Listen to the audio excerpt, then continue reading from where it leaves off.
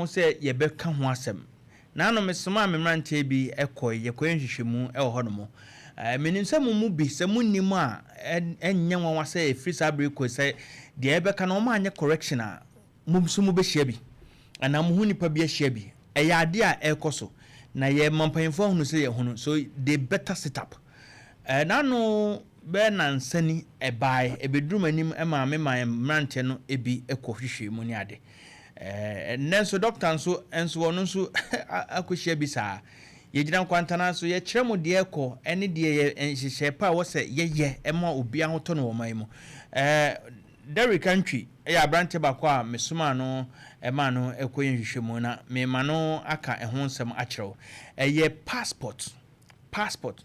Ghana nkwana acquisition of passport akwete se bibi huhu bi passport na omo aye passport a aba wo so mo nsaka no me mo hunu de ekoso ene ehon nsem se de tie Derrick wanmo etisen Derrick boss ora manyame ando pacho me hoye na no ye ma utu anamon bi matiefo ehunu se de asem ne tie ene se de eko na ye mampanfo hunu se ye ni de akire ada so mo betena se ye na o maye o madwuma ye nya sa de a ensem ebeba akire no emwa passport no nsem ne tesen boss ora ma ndi kan matiefo nyina na me nche obi bi oti Nkwantannanso ora mo say change of government by year sabi penifo for be di your foreign affairs ministry anymore no enti san ya omode bae baako your passport no kwan ya be fa so aye no ene mpo se de passport ne ba said ye tie the outlook of it chip embedded ne ho enkon de boni nya which a good news bae ne so obi a ne sa ka new passport ni bibia be testify to it say come up efe process ne kra through. Because first na o fill forms ni ya as na obenya date ari wakotwa picture no na check say o fill forms ni na ade echa utiminya date kotwa picture utwa picture na ni amount information 2 weeks 3 weeks ebeba and power ho message ba phone so your passport is ready for collection message ni ba na so hwe aban ba nhihye o de aba na enti sen kane na bebo so memiensa ansa na afena na aya cha 3 weeks acha cry 3 weeks no wonya o passport no yes I ban so kwa 3 weeks no ma paper keto na wo we the man date eguso no that day na obeko no yes already no cry send a message yes where you ready afi how no everything message number say wo ho na okwa kwaje no ho ne how no but some say passport ya dia ehu very critical pa say enye exercise book enye what I say passport ya dia hia pa enti ne gie mu no and the information we gathered on the ground they say new ayiba ya omuye almost said there is a backlog of passports old last year mu ho ni old administration one amount for do na be passport omo man be gym free passport office etu ko Ghana passport office where doom sisi na passports be brego no ma emba for collection amount for dia aba bomo meje go bebrebe and the new government by intervention ba ko de by ni say omo person omo ma passport ye passport je easy enti free say omo buy omo initiative sa na moyi no e ko nanim no wo ye passport na wo ba be ye buy data ye bibia awie na aju ne je na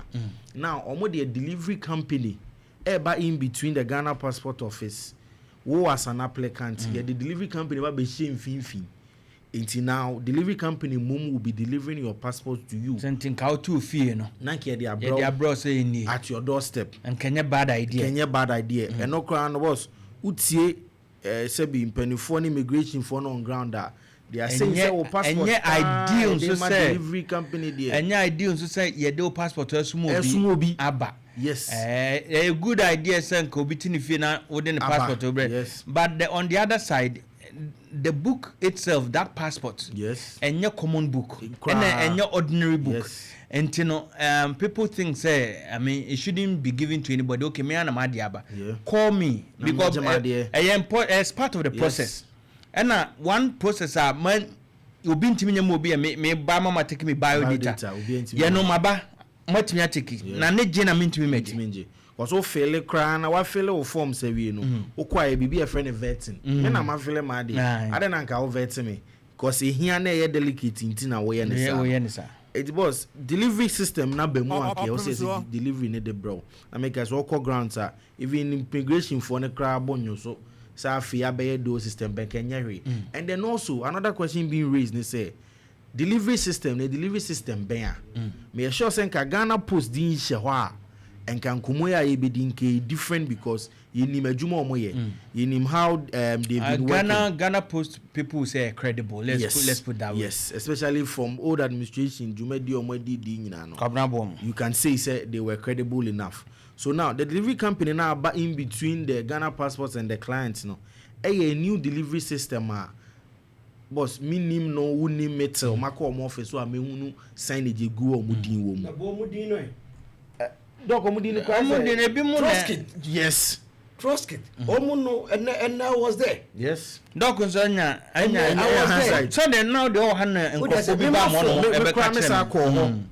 Oh, eti Trustkit for here wo in between asokwa honom na omukọ no. But they happen wo ho ne say okọ ho a o de okrata ne kwa. Mo join your Facebook some of the videos amount for the atoto social media ni bi ene the doc mo so kunyinya bi na ebi na di issue mama ho no. Okọ ho a paper keto na wo ye about data we de ma wo no feel o buy no we de ma wo no. O de kwa no akọ nipa gu ho wakọ lie. We di lie so edru so ane age ne ahwe ne input on the computer input ya say ampa o passport na ba na emum kofie ebo be 4 to 5 mu hono ma na wa ba beji. That was the initial conversation. Yes, Cynthia, ya na ebu a client bi one raise oh me free se bi antoa na eba internet na ho age almost there bi ko ebo 4 to 5 anu aba because I know you one. But if to say sub system we might say in between there's a delivery company no se me fa na se me antoa na me meet me ba asafo no my office in the Trustkit there so ba ko ho se meet me fra antoa ba adana anka ne munya na wadum ho na nka me kwa nyima the same distance. The reason we are giving is say bebregu ho ayembeje oh enti yi dia free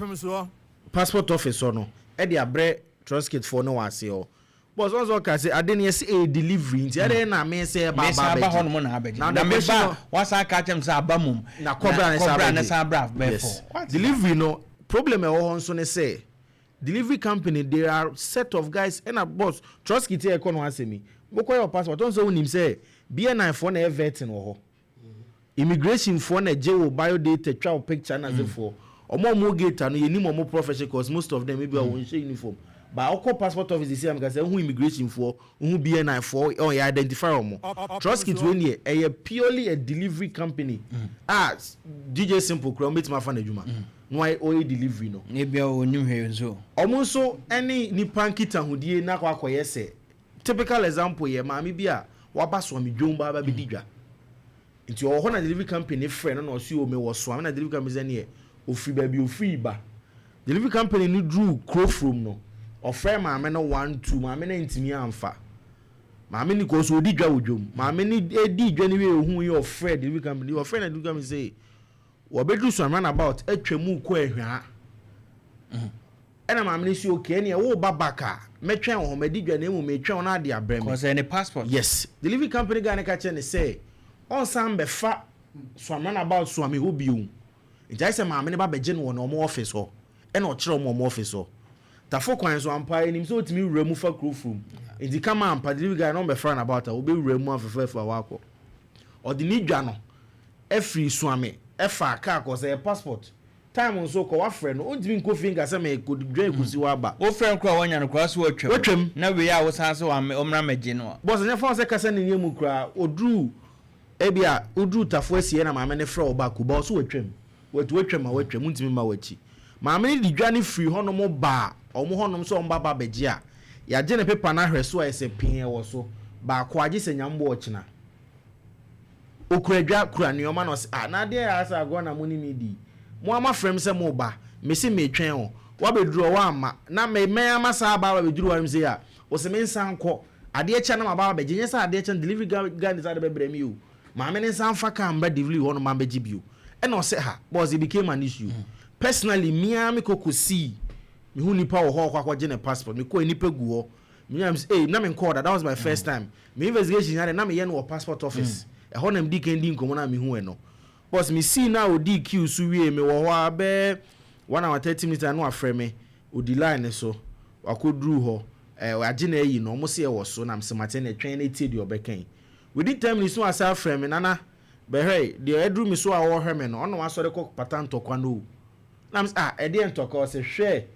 amanfo egu abonte wono ma ko ai so mu dikiu ne so ese ontwemom e na mse sa wo se pen mesemate entwen ne hwe one hour time of frame o se askwa police station e wonse wonso police kese wo hopa o mama be fa book na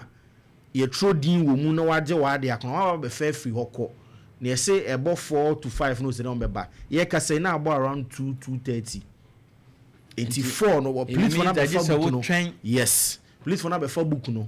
almost 4 to 5 for be ba na mse ye ntwen kakre was about 4 na book ne mai and I'm saying yeah sorry free woni kofie and when the next I knew ni say book no amba ho back biu yes o mo pam obi a wo bia say ye kofie delivery for ne be fro ne de abrel asma ye can was enreti o enreti say mo na case n ba ya enreti also intimisa ye further investigation say free me immigration no catch me say dey na me incident ni see no be for book no ade chain ye from division no immigration for ye from division say omo nko ho omonko trust kit for ne ho no ono na me ne kasa de na onka ho ba na so ne friends be a friend say omonko oye de ese omonko ho ntene ono so follow up ahwe na msemate na nyumre mo an of friend no ono kwa ne ka chem say book no de anzamba wo bi o na ise yesi omo frefre ntimi ame alert me microphone say in case omo frɛ omo a say omo de ba but this is the issue eden na passport itimi through this extent say delivery company say be obi anim no na wo say beje a you go through this stress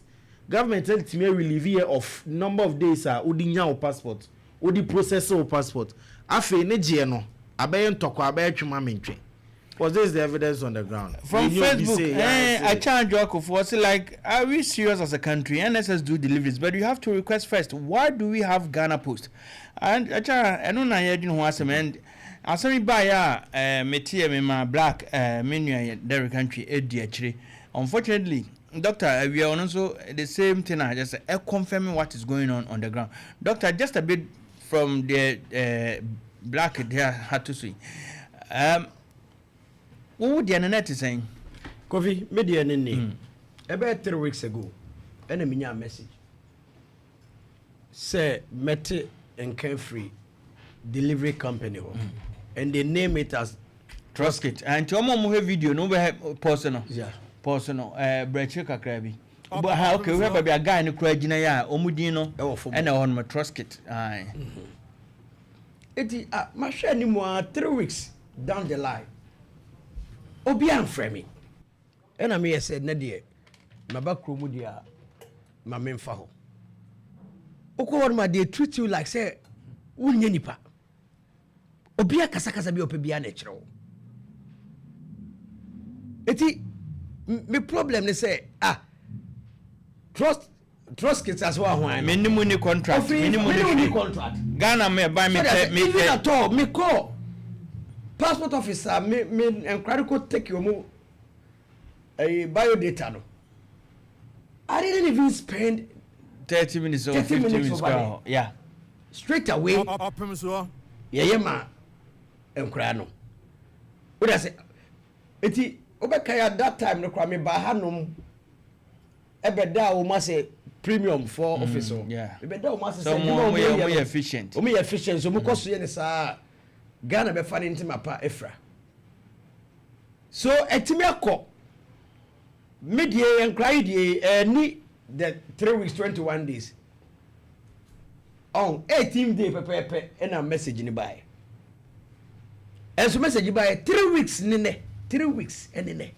delivery no obi am frame obi anya hwe wa branka wa premium say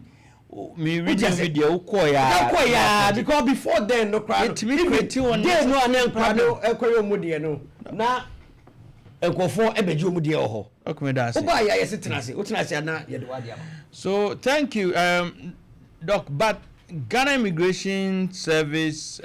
passports service or whoever is in charge with that liaison work or contract, you know,